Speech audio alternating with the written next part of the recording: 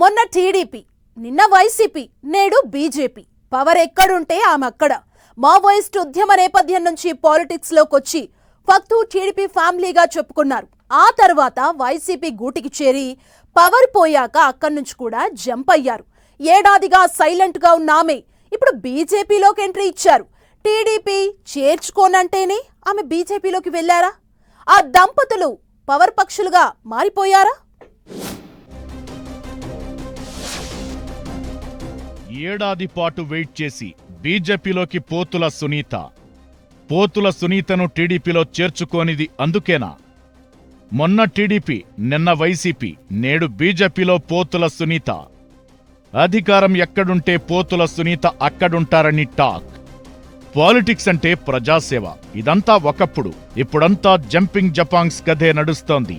అవసరాలు, ఆశలు, భవిష్యత్ అంతా చూసుకుని లెక్కలేసుకుని మరి పార్టీలు మారుతున్నారు నేతలు. తమకు పదవున్నా లేకున్నా పవర్లో ఉన్న పార్టీ నేతగా చెప్పుకునేందుకే లీడర్లు ఇష్టపడుతున్నారు. ఏపీ పాలిటిక్స్ లో అయితే కొత్త సినిమాల రిలీజ్ల కంటే పార్టీలు మారే లీడర్ల గురించే ఎక్కువ డిస్కషన్ జరుగుతోంది. లీడర్లు కొత్త కార్లు కొంటుంటారు, కానీ కార్ల కంటే ఈజీగా పార్టీలను మార్చేస్తున్నారన్న చర్చ జరుగుతోంది. జంపింగుల లిస్టులోకి లేటెస్టుగా పోతుల సునీత పేరు చేరింది. వైసీపీ ఓడిపోయిన తరువాత నుంచి, అంటే ఏడాది పాటు సైలెంట్ గా ఉన్న ఆమె ఇప్పుడు బీజేపీ గూటికి చేరారు. అధికారం ఎక్కడుంటే పోతుల సునీత అక్కడుంటారనే విమర్శ ఉండనే ఉంది. అందుకు తగ్గట్లుగా ఆమె రాజకీయ అడుగులు కూడా అలానే ఉంటున్నాయి. పోతుల సునీత రాజకీయ ప్రస్థానం ఒక ట్రిపుల్ యాక్షన్ డ్రామాలా కనిపిస్తుంది. మొదట టీడీపీలో అడుగుపెట్టి అక్కడ ఎమ్మెల్సీ అయ్యారు. ఆ తరువాత టీడీపీకి గుడ్ బై చెప్పి అప్పటి అధికార పార్టీ వైసీపీలో చేరారు.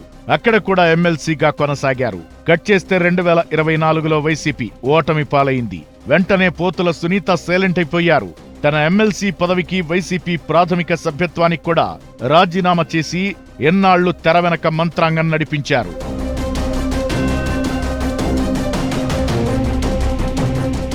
గతంలో ఆమె పనిచేసిన టీడీపీ, వైసీపీ రెండు రీజనల్ ఫోర్సులు. ఆ రెండు ప్రాంతీయ పార్టీల్లో పనిచేసిన అనుభవం సరిపోలేదన్నట్టు ఆమె ఏకంగా జాతీయ పార్టీ అయిన బీజేపీలో చేరారు.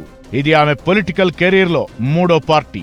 పోతుల సునీత చేరికతో ఏపీలో బీజేపీ ఎంత బలపడుతుందో తెలియదు గాని ఆమె భవిష్యత్లో ఇంకెన్ని పార్టీలు మారుతారోనన్న చర్చ మాత్రం ఆసక్తికరంగా మారింది. మావోయిస్టు ఉద్యమంలో పనిచేసిన పోతుల సునీత జనజీవన స్రవంతిలో చేరి ఆ తరువాత టీడీపీలో చేరి రాజకీయ ప్రస్థానం స్టార్ట్ చేశారు.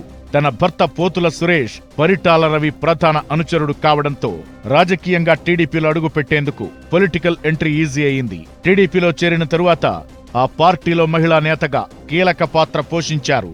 పోతుల సునీత బీసీ సామాజిక వర్గమైన పద్మశాలి.